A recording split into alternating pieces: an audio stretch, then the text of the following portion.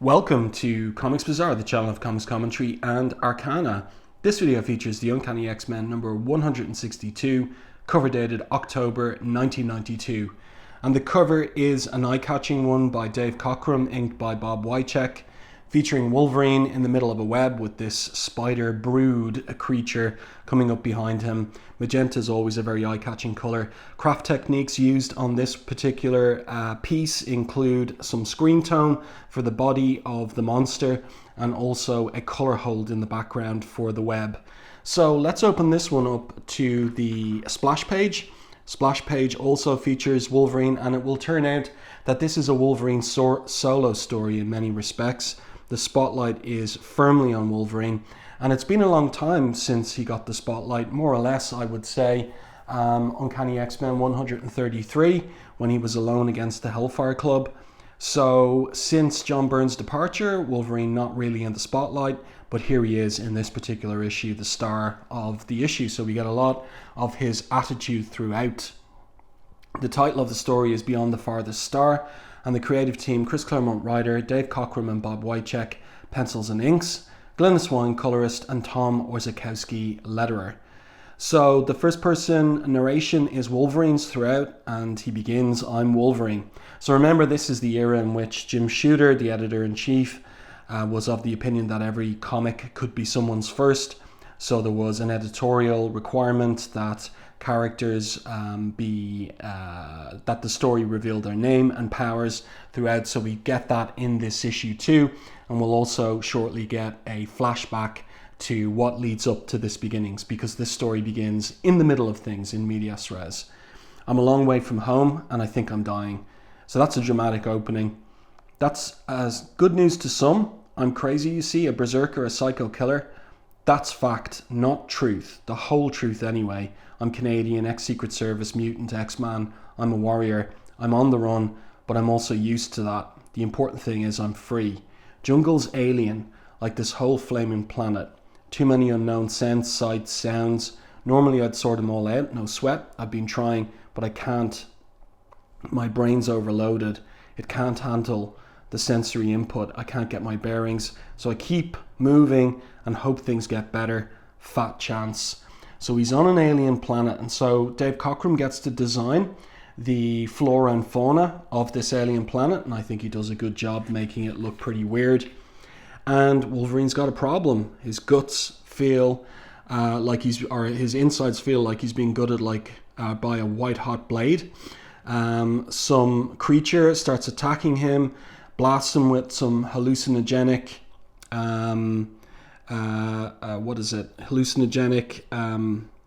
pollen there. So he is under pressure, but of course, as a mutant, he has his healing factor, and that will help him somewhat. But this is the moment when we get the flashback. It's a strange mix of a flashback and an hallucination. So it may have been based on an event between Logan and Mariko Yashida, his Japanese love or beloved. Here they are in Japan, and they're out for a horse ride. A little romantic moment between them, and then Logan spots some eagles heading their way, which spooks Mariko's horse. No, it doesn't. Rather, he hits the horse on the rump with his hat in order that Mariko go back to go into the forest. I think that's what he wants her to do. Head for the tree line, exactly. And then what happens is the eagles turn out to be brood, and so they attack him, and we get this color hold, and it looks like Mariko's been vaporized. So was this based on a memory, or is it all an hallucination? The wavy borders of the panels is an indication that not everything is as it seems, and we don't have the normal device for indicating a flashback in Marvel Comics, which is a straight border but a curved edge. So something is different in this regard. By the way, I like the art on this particular page. It's nice and uncluttered, and it looks really nice, and Dave Cockrum does a good job of drawing those horses, something that's difficult to do. But then Wolverine snaps back into the present, and it turns out that his memory / hallucination blended with his current reality, because there's a cadre of brood hunters after him. So they attack with their blasters. He dodges and evades those blasts. And it is here on this particular page that we get for the first time Wolverine's term for the Brood. He calls them sleazoids. So that's something that Claremont would use down the line. The sleazoids, the Brood, are fast and strong, as agile on the ground as in the air. Their skin is virtual armor plate. Their teeth are razor sharp, and their tail stingers are loaded with venom. Killing comes natural to them, and they've refined it to an art. No deadlier beings exist in the universe. And of course, Claremont's Brood are rivals to the Xenomorph in the Ridley Scott and James Cameron films. Of course, James Cameron's film is yet to come, but they are analogous to them, but different as well. But here in the Marvel Universe, according to Wolverine anyway, there's no deadlier beings exist in the universe. So the fight continues between him and them, and he's, as he thinks to himself, he's holding his own and better, when without warning he falls. And he falls into this particular web here. And he says in his first person narration that he hits hard. There's a split second of incredible pain, then oblivion, so he's knocked unconscious. And then we turn the page and we get this really, really cool double page spread when Wolverine comes to later in the middle of the web. He looks out upon the planet, and what an image that is. So it's one of the Brood starships, the sentient but lobotomized starships they use, the living starship, and one has crash landed on this particular planet and is decomposing. So you get it here in the in this particular narrative caption, first person narration of Wolverine's. This had been one of the Brood's living starships, a sentient being, enslaved, lobotomized, consumed by these winged parasites. That's these ones flying around. It had died here ages ago, and the Brood had made use of its carcass as they had its body while it lived. The natural flora and fauna of this world were trying to claim it, as they would any corpse, through the natural process of decay. But it was too big. Eternity wouldn't be long enough to crumble it to dust. So really, really cool, because a few issues earlier, we got a view of this living starship on a double page spread, and now we see it, or a comparable one, rotting on the surface of a planet, and the Brood still making their homes in its decaying corpse. Really, really cool visuals and imagination on the part of both Claremont and Cockrum. And then we have the Brood here buzzing around, and thinking that the scavengers will get Logan, and one of them says, but he hosts a queen. The Great Mother will surely desire confirmation of his death. So there's a mystery building in terms of what is wrong with Logan, and also how these Brood reproduce. The way is open, novice. Wolverine's trail easy to follow. You may do so if you wish. We will convey our condolences to your progeny. And the Brood says, I'm not afraid, Huntmaster. The ignorant rarely are. Sacrifice your life if you wish. We will return to base. So Wolverine's left by himself on the web. But of course, these spider-like creatures are coming for him. And he thinks to himself he'll pop his claws and cut himself loose. But then he has another attack in his gut again. He blinks and the web becomes the starship. Zrishar, the personal yacht of Lilandra. So now we have a flashback to the end of the previous issue, where Professor X came out of his coma, and there was a celebration hosted by Lilandra on her yacht before she was to return to the hub of the Empire and take up once again her position as Magistrix. So here we have Wolverine's memory of that, and his memory of Peter Rasputin's reluctance to celebrate because of recent events with Illyana in issue 160, where she spent 7 years in Belasco's realm and has come into the present as a 13-year-old. And also we have some Claremont working in a few thought balloons here for Storm, as she's thinking about what she learned in that particular issue as well. Much about our battle with the demon Lord Belasco is difficult to cope with, she thinks, not the least of which was my confrontation with my older self. That storm was a sorceress. She said half my heritage was bound to the arts arcane. But how? I'm not a mutant, not a magician. Could I truly possess such talents? And something to note about this strange development for Storm that Claremont was cooking up is, of course, he's operating on the basis that she was worshipped as a goddess in Kenya, and developing another dimension to that aspect of her being a goddess, the arts arcane.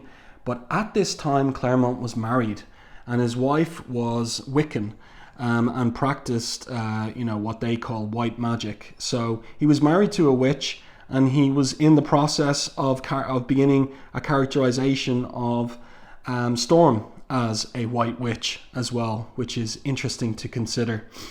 Then we have, again, catching up what happened at the end of the previous issue, Deathbird's arrival, a stasis bomb, the X-Men knocked out, and that's the last that Wolverine remembered before waking up on a different planet. Interesting use of screen tone there on the silhouetted bodies as well of the X-Men. And here he is, remembering coming to. I came awake in pieces, a sense of self-awareness scrambled, confused, followed by a jumble of gobbledygook sounds. I was flooded by a multitude of scents. They made me sick. Last came sight, blurred, bizarre images shot through with blinding flashes of colour. Nothing made sense then. As I struggled to regain my psychic balance, everything clicked into focus. I really like that storytelling in these panels, the wavy borders of the panels. Claremont's dialogue there as well for Wolverine. I like that phrasing, followed by a jumble of gobbledygook sounds. Yeah, that's very evocative. So here is Wolverine sleazoids, he exclaims, but nobody else sees them. Everybody else is seeing Shi'ar and various aliens. So Wolverine thinks to himself, my intellect accepted this as reality. My senses screamed fantasy. Normally I'd trust my instincts every time, but I couldn't keep my bearings. One thought contradicted another, and the harder I tried to sort things out, the more disoriented I became. Then Carol Danvers is with them as well. She asks Logan for a dance because the fantasy is it's still a celebration. But these two figures come up to her and they say that her physiology is different from the others. And so they take her away. And Logan sees that they are indeed brood. And he shouts out, fight him, Carol, it's a trick, but she's gone. And then the X-Men are just not seeing what he's seeing. And then there's a ceremony where Lilandra is rewarding them for their assistance to her. But there is this tall, strange, witch-like, insectoid-looking woman as well. Beside her on the dais was a tall, weird-looking doll. At first sight, I went ice-cold, supernally calm. My automatic reaction to a combat situation. We were in danger. I was the only one who noticed. And then Kitty, her intuition kicks in. She feels something's amiss, but the insectoid woman hypnotizes her. And then Wolverine's next up. I was the bird, he says in his first-person narration. She, the cobra. I knew she was death and worse. I knew I had to escape, stop her somehow. I was close. We were alone on the dice. I could use my claws, but I did nothing. And then it was too late. And so we see this sharp tongue emerging from the brood queen, because that's what she is. And it seems to be piercing his chest. It's about to. And then we get the reaction of him and his scream there. And I like how Orzechowski has the letters dripping here as well from the scream. So obviously quite painful what happened to Logan there. And then we get past these ads. And here we are, back in the present. My scream wakes me, memories washing through me like a scummy tide. I like that simile. And then I like this too. Shame triggers rage. So the fact that he was hypnotized and made a victim, that's the shame of that triggers his rage. And now he's ready. He's in one of his berserker rages. And he's ready for these monsters that are coming to attack him. Dripping drool on him as well. This is a really great anchor image here. Really great imagination from Cockrum in this. They find a bit more than they bargained for. So like I said, it's been a long time since we've seen Wolverine cut loose like this, at least since Uncanny X-Men 133. And here he is, ripping into these monsters. The scabs have lost interest in me. As a meal, I'm not worth the effort, especially when they can turn on their own wounded and dead. Cute, he thinks, as he makes his way off the web and climbs aloft to a branch where he can rest. When an animal knows its time has come, it quits fighting. It literally lies down and dies. I hope it doesn't take too long. So he's losing hope there. But it's time for another flashback memory. Last night I woke. That was the first attack, and it was a beaut, leaving me breathless, soaked with sweat, shaking, scared. But my mind was clear, the muzziness gone. A glance through the window shot to blazes his belief that he was on the Shi'ar throne world. So he sees out here the cadaver of the giant starship, the dead starship, and the brood buzzing around as well. Again, great imagination from Cockrum, and also great colouring for this nighttime scene by Glynis Oliver. The colours really match the mood. So I've noted before, Aurora always sleeps naked. So some strategically placed strands of hair here over her chest, and Wolverine wakes her up because he wants to warn her about what's going on. But she is still, or would appear to be, hypnotized by the brood. She says to him, "You've been behaving strangely ever since our arrival. You're in obvious pain now. You're ill, Wolverine. That's all. Let me summon a physician." And then, this is interesting what he does, a nerve pinch stopped her. So kind of like Mr. Spock from Star Trek KO'd her. I couldn't afford discovery, not till I'd figure out what was going on. So he thinks to himself, looks like for this caper, I'm on my own. He's got no team to back him up on this one. So he makes his way to Kitty Pryde's bedroom as well. He feels sorry for her, and he kisses her goodbye and whispers to her, I'll be back. We'll get out of this mess and come home safe and sound. You got my word? The promise sounded hollow, he thinks. Afterwards, suddenly, an image flashed through my mind. Kitty cradled in my arms, my right hand lying below her breastbone, the staccato click of claws extending, retracting, the light fading from her eyes. So we just get this close-up on his grim look there. What had been done to us to make me think such things? Elsewhere in the palace, I found the answer. So he's here spying on a scene with this ally of Deathbird's, Fang, and he has been obviously implanted with a brood egg. The embryo of a warrior prime was implanted within you, one of the brood says to him. The egg has now reached maturity, it's hatching. It will consume you, Fang, transform you, and in the process absorb the totality of your memories, your abilities, your genetic potential.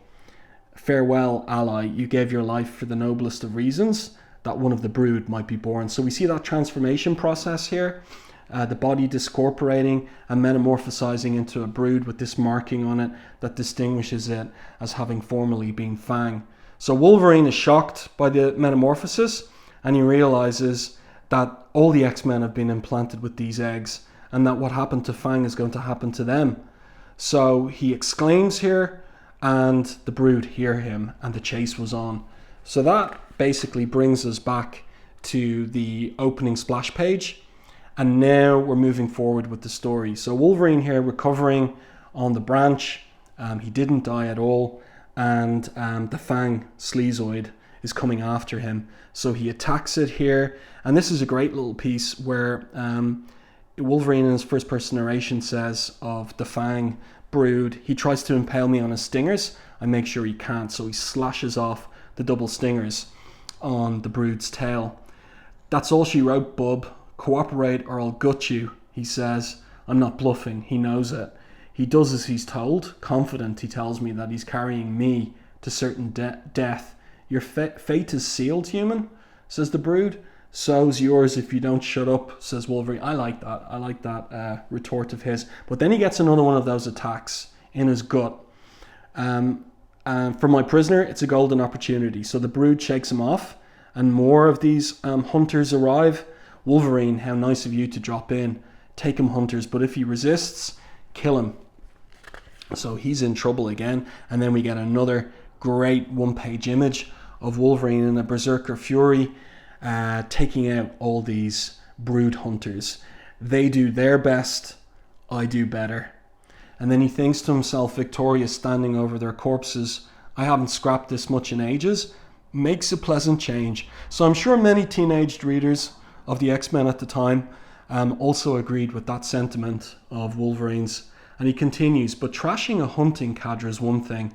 Taking on their entire race is something else. And again, the agony in his gut, it's like analogous to birth pains. And then he begins this process that we already saw earlier with Fang, where his body starts smoking and he fights the metamorphosis, the oncoming metamorphosis. And there's good dialogue here from Claremont. New thoughts, sensations, become familiar. Old ones, alien. As the egg reaches into my mind, reshaping it in her image, as simultaneously she tries to reshape my body. So good visualization of what's going on, this battle between Wolverine and the Queen's egg. But my skeleton is adamantium. Her power can't affect it. I use that as an anchor, a lifeline, and make a final, convulsive, all or nothing effort. It's a toss-up which of us screams the loudest and which of us dies. So my reading of this image, it's kind of unclear, but my reading of this image is that he guts himself. So he slices his own gut open. But obviously, because it's a Comic Code approved issue, we can't really see it very clearly because it would violate the code in respect of its censoring of very violent images. But when we turn the page, get past these ads, the aftermath is one where he's recovered. Sunrise. Another night has passed. You lose, Queenie, he says. I'm alive. Your kid isn't. My mutant immune system saved me, he thinks. The egg was alien, a parasite, so my body automatically reacted to it as a disease. But he has this kind of scaly skin now after the failed transformation. There was some damage done to him. That was why I was so sick, he thinks. Side effects of my body's struggle to expunge the invader and it's to survive. But although it never gained more than a toehold, the egg still put up a hell of a fight. I almost lost, he thinks, and the strain flaming near killed me. And then we see him determined now to go after the X-Men. They're infected too, only I can't save them the way I did myself because he can't gut them open and remove the egg from his chest or gut. I may already be too late. Their metamorphoses may already have taken place. I remember my hallucination about killing Kitty. If I have to, if she can't be cured, I'll do it. I'll kill them all, my friends. Then it'll be the sleazoids' turn. You know, it just popped into my head here. What Wolverine, in effect, does here is a type of... he removes the embryo from his chest and gut, it would seem. But as I said, it can't be depicted, so it's only hinted at. And that reminds me of what happened at the end of the Alien sequel, Prometheus, or prequel rather, where Nomi Rapace's character uses a medical unit to remove an alien or a xenomorph embryo from her chest as well. So we kind of have Claremont anticipating that in many ways here by almost 3 decades really, which is really, really interesting. So, and this is a really nice final page as well with this metamorphosized version of Wolverine 2. And next up, Rescue Mission. So the letters page here concerns issue 155. We've got the cover image there from that, or maybe it's the splash page actually, and or it's the end. It's the end of the issue. I think that's taken from, and also the news that Dave Cockrum is departing from being the regular penciler on the issue. The bad news is that Dave has decided to make issue 164 his last issue. The good news is that he'll be writing, penciling and inking the Mysterians a Marvel graphic novel starring Dave's colossal new superhero team. Now more good news, as of 165, the X-Men penciler will be Paul Smith, whose work is currently on view in Marvel Fanfare number 4. And even more good news, Bob Wiacek will be hanging in there inking Paul's efforts. So that's the first notice that Cockrum's leaving and that Paul Smith is coming on for what would become a legendary year-long run on the Uncanny X-Men. So I do hope that you enjoyed this review and commentary on Uncanny X-Men 162. Let me know your thoughts on this comic in the comment section to the video. If you enjoyed my review, please like the video on YouTube. It really does help the channel. And if you haven't done so already, subscribe to the channel and stay tuned for more content like this.